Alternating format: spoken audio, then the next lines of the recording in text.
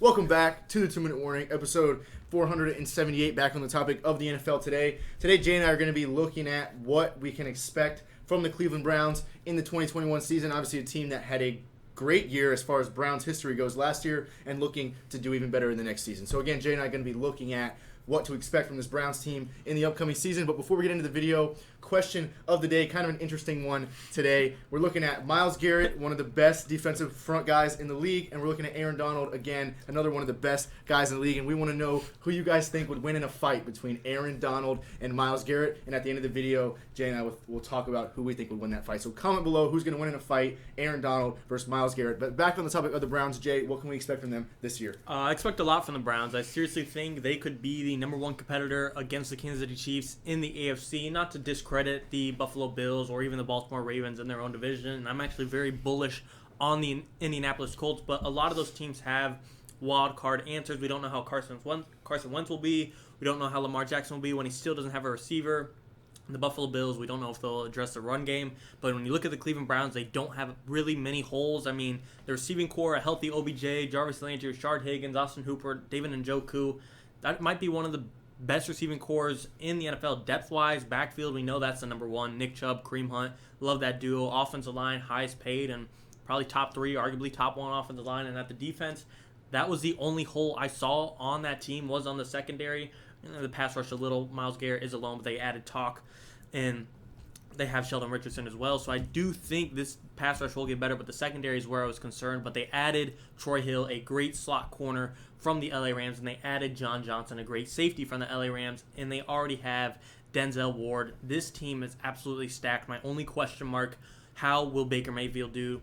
You've said it before, he's matured, and I completely agree. And I do think he is getting better, but I still want to see him make that next jump where he's finally in the conversation of, is Baker Mayfield one of the top quarterbacks in the NFL? And I'm not asking him to be Patrick Mahomes or Aaron Rodgers or Tom Brady status, but get up in there that top 10 range, right around the Justin Herbert, right around the Kyler Murray range, and I think he's pretty much there already, but I still think he has more potential, and I think one more year with Kevin Stefanski, things will fully click, and I got the Cleveland Browns winning the division.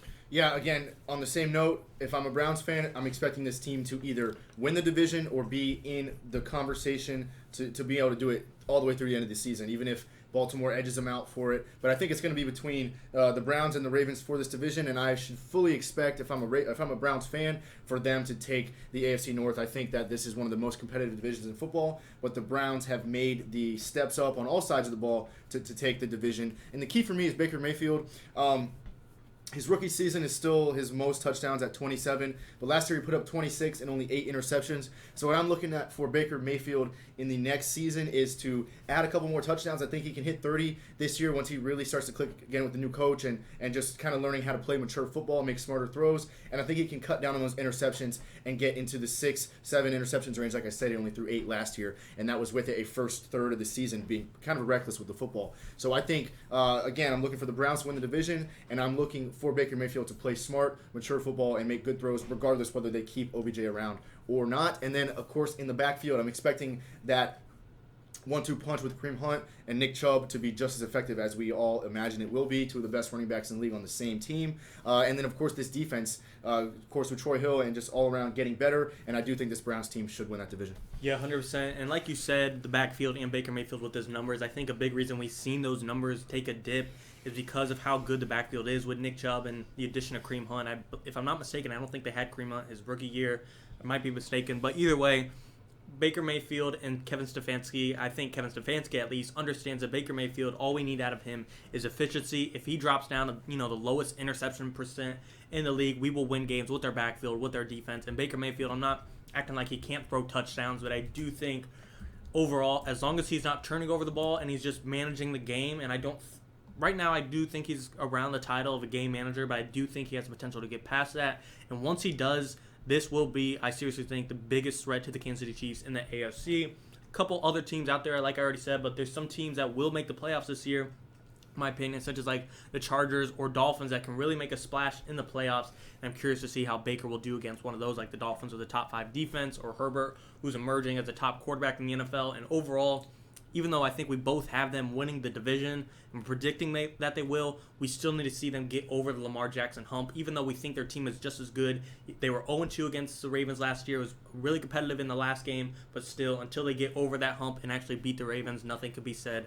yet. They need to win the division to prove themselves for sure. Yeah, on that Ravens note, I do think the Browns are a better team, certainly more versatile team with a much better passing attack. But the Ravens have shown since Lamar's rookie year, they went 14 wins, I believe. Last year they won 11 games. They've showed they're a 10-win team, I think, at minimum. They're 11 and 12 win team. So the Browns are going to have to top that to win that division.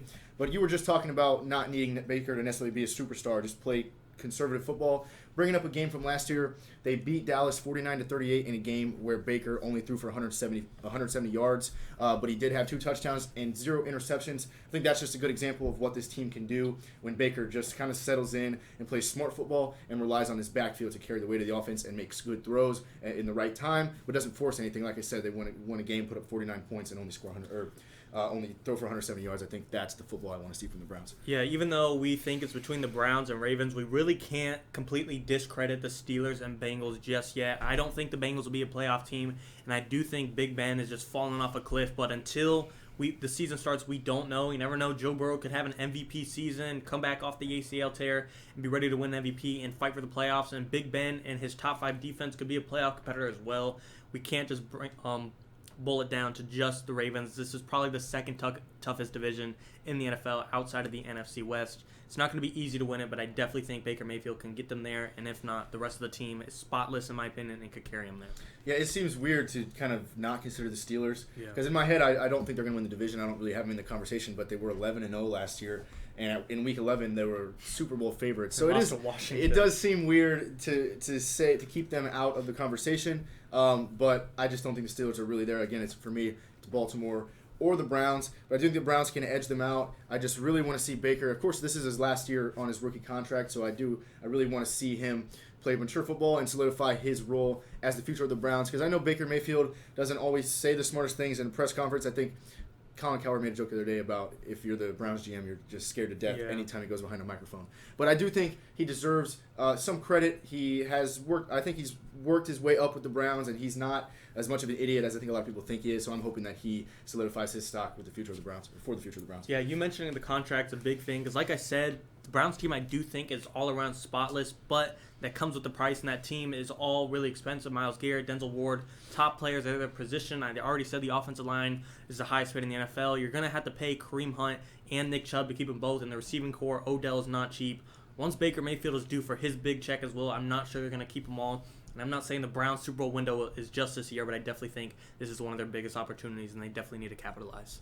100%. All right, guys, tell us in the comments below what you think we should expect from this Browns team next season, because I think that there should be big things coming for this team. But on the topic of the question today, you got Myles Garett versus Aaron Donald. Jay, who do you think is going to win that fight? You know, this really determines whether or not Myles Garett gets his favorite weapon in the helmet. You've seen it against Mason Rudolph. But overall, I'm going to go with Myles Garett. He's got the height on him. The weight is actually, Myles Garett is like 15 pounds less than Aaron Donald. But either way, I'm just going to go with Myles Garett. I got a hunch with him. I think I got to go Aaron Donald for the reason that he's Aaron Donald. I don't know what else I can say for my argument, but I think in a 1-to-1 fight, Aaron Donald's taking the cake. That's my vote. Tell us in the comments who you think wins that fight. But that's all for the video, guys.